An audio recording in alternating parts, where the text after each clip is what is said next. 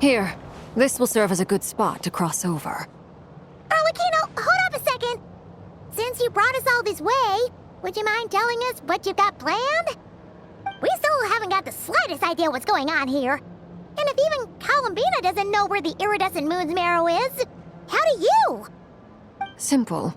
Because I am an inheritor of the royal bloodline of the Crimson Moon, and one of the last surviving embers of the Two Worlds' flames. Huh? Are you serious? Isn't you're a descendant of that Crimson Moon dynasty we were just talking about? So Your surprise is understandable. I was also taken aback when I first learned of it. But the more I thought about it, the more I realized the signs had been there all along. When I was young, I discovered I could wield a very special kind of fire. It coursed like blood through my veins and smoldered away inside my nerves. What's more, whenever I experienced strong bursts of emotion or drew too deeply on this power, it was like some kind of presence within the fire would begin to gnaw away at me. Consume. Exactly. That is why my hands are like this, too. At first, I saw it only as a curse, but once I became a harbinger, the jester apprised me of the truth. Together with my own investigations over the past few years, there are several things that I have gradually come to understand. For instance, take the so-called Crimson Moon. In truth, it is nothing more than the shattered remnants of the iridescent moon, fused with the abyss to prolong its lifespan. Since this blood flame was bestowed upon me by the Crimson Moon, it is a fusion of the iridescent moon's former power and the corruption of the abyss. You all understand the nature of the abyss well enough. I draw upon its power, and in return, it hungers for my soul. This strange blackness is the mark of corruption it has left behind. If I recall correctly, you once told me that if the corruption ever made it to your heart, you'd become a completely different person. Yes, and that's the reason I'm always careful not to push my power too far. It's essentially a never-ending tug-of-war. Whew. Sounds intense. Anyway, the rest of my story can wait. Is there anything else about the Crimson Moon or the Iridescent Moon that you're unclear about? Paimon has a question. So, the Crimson Moon that the Carians used to worship was actually the Iridescent Moon, right? Which was one of the three Moon Sisters. Does that mean that the Carians were to the Crimson Moon as the Frost Moon Scions are to the Frost Moon? So much of that history has been lost. We have no way of knowing exactly what they were like. But I would suspect that the Conrians weren't as devout in their moon worship as it might appear. The iridescent moon's remains simply served as their link to the abyss. Later on, perhaps someone discovered a way to make direct contact with the abyss. Or maybe there was some kind of ideological divide. Either way, a dissenting faction staged a coup and drove out the royal heirs of the Crimson Moon dynasty. Still, even with the dark sun looming high overhead, the Crimson Moon's glow never truly faded. If you want living proof, it's standing right before you. The first time we met, I sensed something familiar in your presence. When I looked at you, I felt I could see that mysterious red moon in the corner of my eye. In your flames, I saw its broken image, surrounded by a strange black aura. Well, I appreciate that you kept it to yourself. Much about the Crimson Moon is still a mystery, and I'd prefer not to end up as the object of an insane research project. Anyway, time is against us here, so if there's any other questions, they'll have to wait. I just want to make sure I've got one thing straight. In her letter, Sandrone mentioned that since you are unable to contain the iridescent moon's marrow yourself, you intend to leave it in my custody, correct? That's right. For now, it's the only way I can pay you back for your help. The iridescent moon is already part of who you are, So with its marrow in your possession, you'll be even more powerful than before. Deal. Then let's get started. Get what started? What does this place have to do with the Crimson Moon? When I first became a harbinger, the Jester gave me a book called Harry, also known as Leobranto Inamorato. You should be able to buy a copy next time you're in Fontaine. It's a love story set in the Crimson Moon era, but setting aside the tangled romances of its characters, it also records a few interesting details. In the Crimson Moon era, or so the story goes, there was an orphanage that received children from beyond the bounds of this world, and subjected them to a peculiar induction ceremony. Beyond the bounds of this world? For real? The Crimson Moon sages looked beyond this world for beings with powers that surpassed the gods. But fearing they might lose control, they subjected these children to a process of refinement. They made these children crawl up a fireplace and kept asking them, "Have you died? Did you see it?" Until they finally admitted to having died and seen a crimson moon. The adults embraced the children who passed the ritual, telling them, "Within the fireplace, you have traversed the flames between two worlds. Here and now, you are born anew."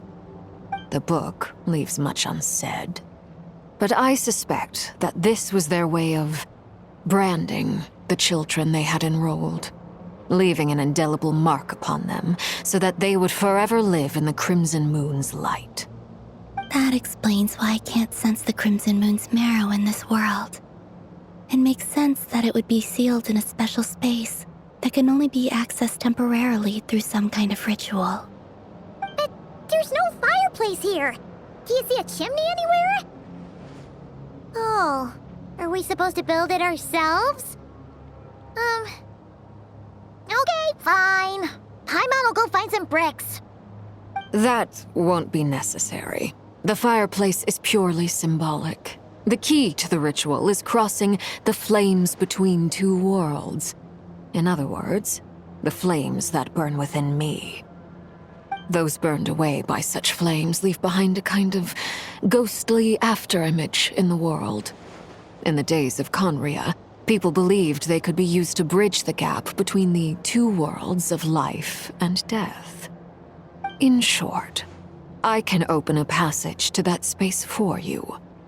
That's the easy part. The catch is I'll need to stay on this side to keep the passage open, so I won't be able to come with you.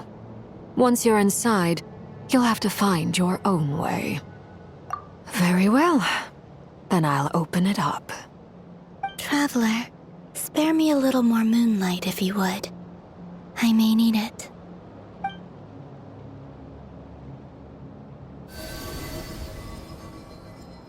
Thank you. I feel like I've recovered some of my strength now. It should be enough to move us across short distances and confront whatever dangers might await.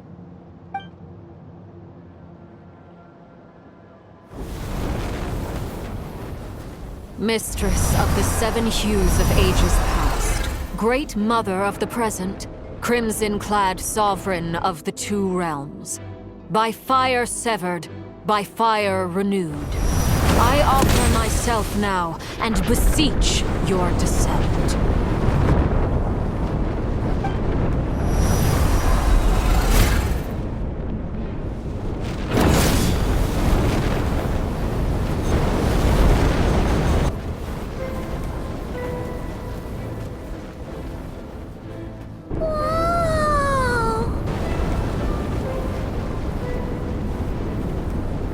One word of advice. As you're crossing over, no matter what voices you hear, do not answer. Got it. I sense a sinister gloom inside, but also the familiar light of the moon. I feel that I am about to meet an old friend who has changed beyond all recognition.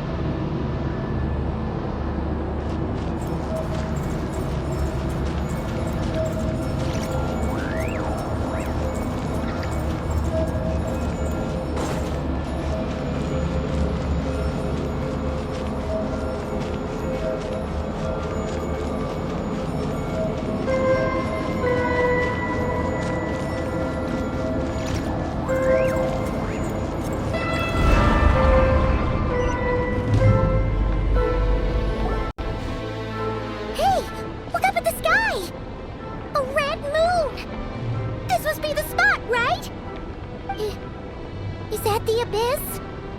It's practically filled the entire place. What now? What a tragic sight. Fragments of your broken body, seized by the abyss and hung up aloft like mummified remains. Careful! There's something spooky about this place. Feels like something is lurking in the fog. But Haimon's right behind you. Whatever you do, don't run off without her.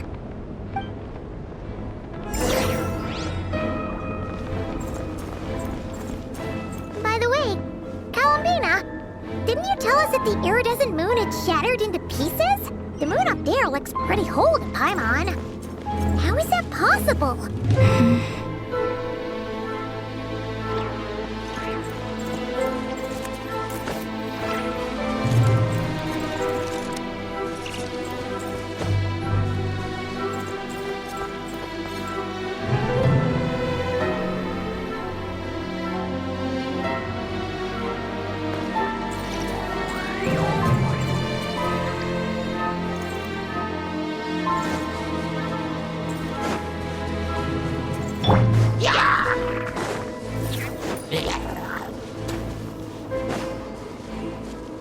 Shine down!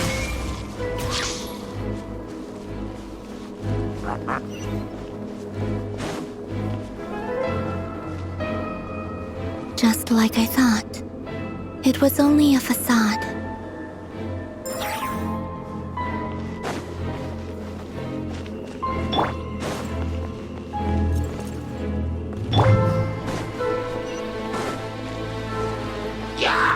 Illusion shut! Don't blow! Allow me! Close your eyes.